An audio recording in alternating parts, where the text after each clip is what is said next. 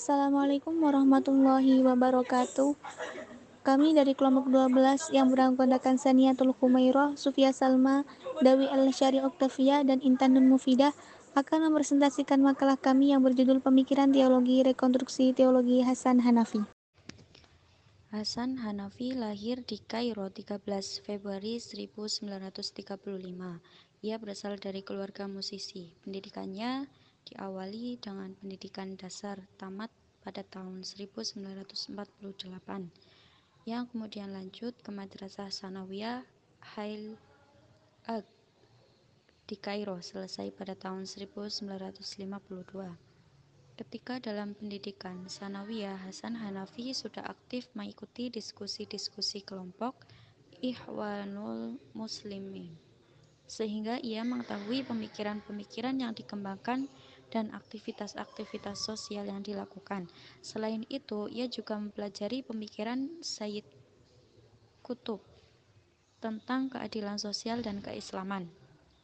Setelah tamat sanawiyah, Hasan Hanafi melanjutkan studi di Departemen Filsafat Universitas Kairo, selesai pada tahun 1956 dengan menyandang sarjana muda, dan melanjutkan Universitas Sorbonne, Prancis. Selama di Prancis, Hanafi mengalami berbagai disiplin ilmu. Ia belajar fenomenologi dari Husserl, belajar analisis kesadaran pada Paul Ricoeur, dan bidang pembaruan ia belajar pada Michigan, sekaligus pembimbingan penulisan disertainya. Yang pertama, pemikiran teologi Islam.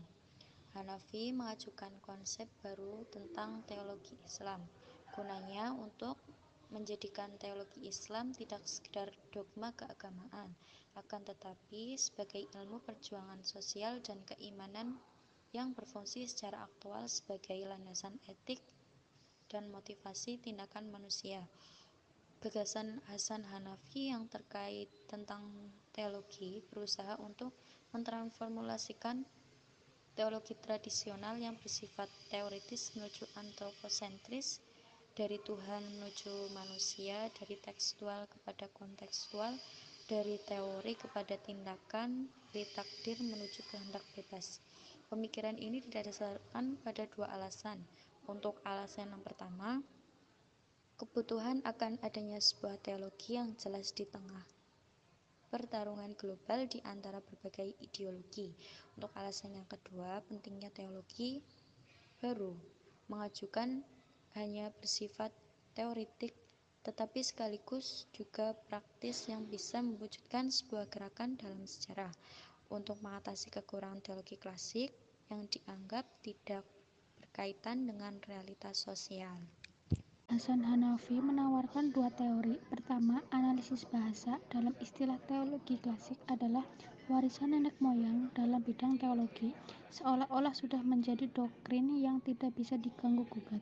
Menurut Hasan Hanafi, istilah-istilah dalam teologi sebenarnya tidak hanya mengarah pada yang transenden dan gaib, tetapi juga mengungkap tentang sifat-sifat dan metode keilmuan yang empirik, rasional seperti iman, amal, dan imamah, yang historis seperti nubuah, dan ada pula yang metafisik seperti Tuhan dan hari akhirat. Kedua, analisis realitas. Menurut Hasan Hanafi, analisis ini dilakukan untuk mengetahui latar belakang historis, sosiologis munculnya teologi di masa lalu, dan pengaruhnya bagi kehidupan masyarakat atau para penganutnya. Hasan Hanafi menggunakan 3 metode berpikir: dialektika, fenomenologi, dan hermeneutik. Dialektika adalah metode pemikiran yang didasarkan atas asumsi bahwa perkembangan proses sejarah terjadi lewat konfrontasi dialektis di mana tesis melahirkan antesis, kemudian melahirkan sintesis. Hasan Hanafi menggunakan metode ini ketika sebelumnya menjelaskan tentang sejarah perkembangan pemikiran Islam.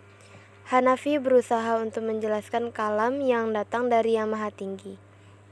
Yang dilakukan Hasan Hanafi terhadap kalam klasik ini sama dengan apa yang dilakukan Marx terhadap pemikiran Hegel. Hasan Hanafi bukan mengikuti metode dialektika Hegel atau Marx.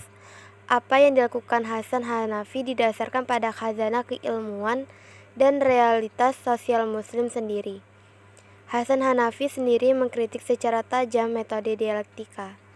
Hasan Hanafi menggunakan metode fenomenologi untuk menganalisis, memahami dan memetakan realitas-realitas sosial, politik, dan ekonomi, realitas khazanah Islam dan tantangan Barat, yang kemudian dibangunlah revolusi sebagai bagian dari gerakan Islam di Mesir.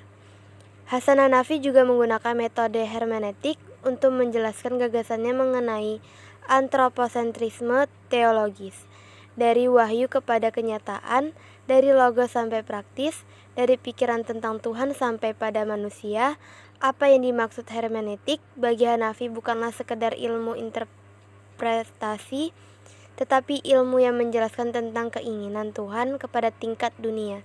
Dari yang sakral menjadi realitas sosial, hermeneutik Hanafi dipengaruhi metode hermeneutik Bultmann, tetapi tidak terlalu signifikan. Hasan Hanafi menggunakan sifat-sifat Tuhan sebagai penjelas, seperti sifat wujud, sifat qidam, sifat baqo, sifat mukhalafatul hawadis, sifat qiyamuhu binafsihi, dan sifat wadaniyah. Ia berpendapat wujud di sini bukan menjelaskan wujud Tuhan. Menurutnya, Tuhan tidak perlu pengakuan manusia. Tanpa manusia, Tuhan tetap wujud. Wujud di sini memiliki makna tajribah wujudiyah, yaitu tuntutan pada manusia untuk mampu menunjukkan eksistensi dengan segala sifat kesempurnaannya. Sedangkan qidam, ia artikan pengalaman masa lalu yang mengacu pada akar keberadaan manusia di dalam sejarah.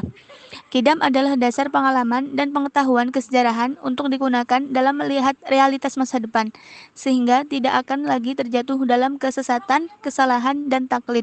Penafsiran kalam yang bersifat materi dan duniawi ini, maka apa yang dimaksud dengan istilah tauhid dalam pandangan Hasan Hanafi bukan konsep yang menegaskan tentang keesaan Tuhan yang ditentukan pada faham politisme, tetapi lebih pada kesatuan pribadi manusia yang jauh dari perilaku dualistik seperti hipokrit, kemunafikan, atau perilaku oportunistik.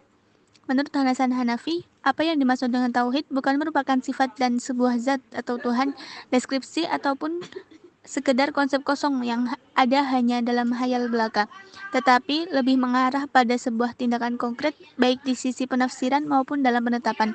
Sebab apa yang dikehendaki dalam konsep tauhid tersebut tidak akan bisa mengerti dan tidak akan bisa difahami kecuali ditambahkan pengingkaran terhadap pujaan-pujaan pada zaman modern terhadap ideologi, gagasan, ilmu pengetahuan yang membuat manusia sangat tergantung kepadanya dan menjadi terkotak-kotak sesuai dengan ideologi dan ilmu pengetahuan dan dipujanya.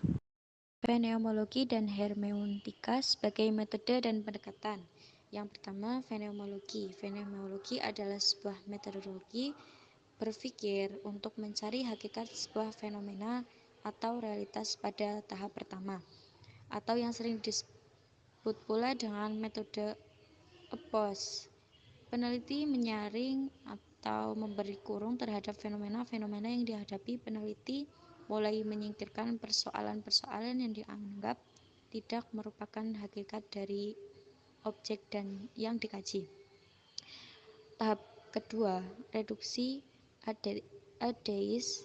Peneliti masuk lebih dalam lagi, tidak hanya menyaring yang fenomenal tetapi menyaring intisarinya. Hanafi menggunakan metode sekaligus pendekatan fenomenologi untuk menganalisis, memahami, dan menetapkan realitas-realitas sosial, politik, ekonomi, dan realitas yang digabung menjadi revolusi. Hanafi menggunakan metode ini untuk menganalisa Islam di Mesir. Dengan metode ini pula Hanafi menginginkan agar realitas Islam berbicara bagi dirinya. Yang kedua, hermeneutika. Hermeneutik adalah sebuah cara penafsiran teks atau simbol. Metode ini mensyaratkan adanya kemampuan untuk menafsirkan masa lalu atau masa lampau yang tidak dialami yang kemudian dibawa ke masa sekarang yang di dalamnya, atau dalam penafsirannya itu mencakup tiga hal yang saling berhubungan atau berkaitan, yaitu teks, penafsir atau perantara, dan penyampaian kepada audien. Orang yang melakukan penafsiran harus mengenal pesan atau kecondongan sebuah teks dan meresapi isinya.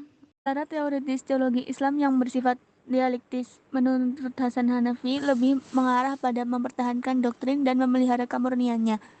Namun, teologi tidak bisa dibuktikan secara filosofis. Sebagaimana yang pernah dikemukakan Al-Farabi, metodologi teologi tidak bisa mengantarkan kepada keyakinan atau pengetahuan yang meyakinkan tentang Tuhan, tetapi baru pada tahap pengetahuan tentang Tuhan dan wujud-wujud spiritual lainnya. Sekian presentasi dari kami, kurang lebihnya mohon maaf. Wassalamualaikum warahmatullahi wabarakatuh.